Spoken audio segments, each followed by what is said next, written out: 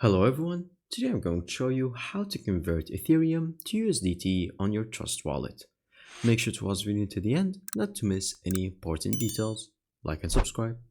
So as you can see, currently we are on the home page of our Trust wallet, and the good news is that both Ethereum and USDT are under the same blockchain, meaning that this transaction will go smoothly, easily, and also with the lowest amount of fees. All you have to do is open your Trust wallet, navigate to your home page, and then from here click on the Ethereum that you own. Now from here, as you can see, there are multiple blocks on the bottom, including the one that says swap. That's the one that we're going to use. Click on swap and then click on normal swap right here. And as you can see, currently it's listing the Ethereum and USDT as the first choice.